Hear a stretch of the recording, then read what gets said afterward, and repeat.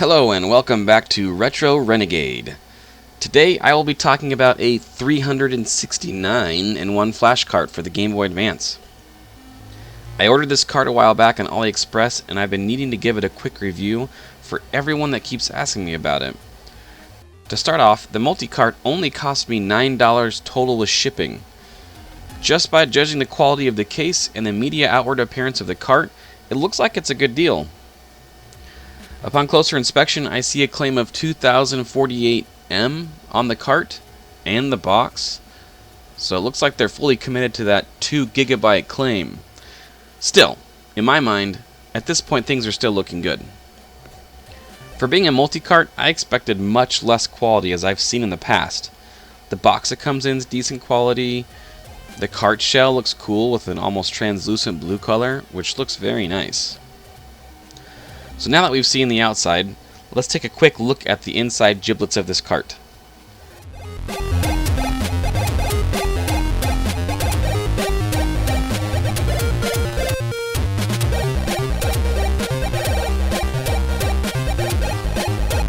The PCB is very clean and the solder mask looks pretty good. Here we can only identify 2 ICs on this board. The CY62128VLL IC on the right is a static RAM chip equaling 1024 kilobytes or 1 megabyte. The datasheet is in the description below. The other chip on the left is a 6600 M0U0BE, and the only information I could gather on this is that it's a BGA flash chip, possibly equaling 1024K. Now, I have a theory here that between these 2 ICs there might be 2048K worth of storage, which is where the claim of 2048 of something comes from. And you'll also notice a black blob, which is called a chip on board or a COB. A COB is an epoxy resin that protects the IC and helps the bonding mechanically. The bonding wires are very thin and therefore extremely fragile. Not only does it keep manufacturing costs down, but it offers a form of protection from reverse engineering. This keeps others from identifying the hardware used and reproducing it easily. Huh, imagine that! Keeping people from pirating your hardware. Kind of like what they're doing with this multi-cart. But this is not a foolproof method. The resin can be removed, but it's a lot harder to reverse engineer than simply identifying the IC used, desoldering it, and extracting the data for it for reproduction. Alright, let's move on from the internals and on to the games. A complete list of games are in the product description page of the AliExpress link I posted in the description, but I want to scroll through these quick and let you confirm that they're all in fact here. I'm using my newly restored Game Boy Advance with the North American NES shell, and if you'd like to see that restoration video, I posted a link in the description below. Alright, right off the bat, the first thing you see is that the first 15 or 20 titles are Game Boy Advance titles.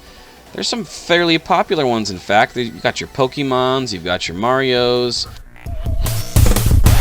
but after those first 15 or 20, they're mostly NES titles. So what I think they did here is they took the smallest size games that would fit, just threw them on there, thus achieving the 369 in one title.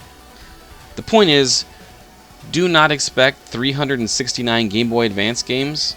If you're wanting a comprehensive collection of Game Boy Advance titles available at all times in your grubby little cabbage hands, you'll need a flash cart, like an EZ Flash or a Game Boy Advance EverDrive, as a few examples. Flash carts start costing more than double what this multi-cart does, and that's on the cheap end of carts. The few I mentioned earlier cost upwards to 60 or even 100 plus. So yeah, this $9 cart is looking better by the second at those prices. One of my reasons for buying this cart is that I enjoy collecting multi-carts like this. They're fun and they're unique. I find all kinds of weird stuff on them. My main purpose though was to get something that had several Pokemon games on it with a good mix of some of my favorite NES titles. If you're absolutely strapped for cash and you only want the few Game Boy Advance titles it comes with, this cart's great. The other fun bit about this cart is it comes with some ROM hacks. Yes, ROM hacks. I love finding oddball ROM hacks out there, and there's a few that I've never played before on this cart. They have silly names like Mario is an Endless Joe, Rockman EXE, Super Mario EXE, and Mario Revenge, where you play as an angry Goomba in an inverted color Super Mario world stomping on mushrooms. I will say there are many titles that are misnamed, probably lost in translation, and you have the sheer joy of playing through all of them to sort out which ones don't make sense. A few examples I ran into were Ghost Town Adventure for Ghost and Ghouls, Legend of Dragon, or Dragon Spirit the New Legend, and my favorite, Violent Street, which was Double Dragon, obviously. There were a few Japanese titles like Rockman 2, Dr. Wily no Nazo, FC Genjin, Fudo Muyoyoden, and Garo Densetsu Special, to name a few. I also want to make sure I confirm that yes, it does do game saves. I would have never purchased this to play Pokemon if I couldn't save my progress in Pokemon Fire Red or Leaf Green.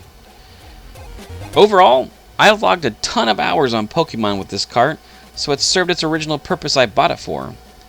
When I need a break from that, flip the switch, play a few NES titles or ROM hacks, everything's good. While this may not be for everyone, I actually feel like I received my $9 worth of enjoyment out of this cart, and I love having it in my collection.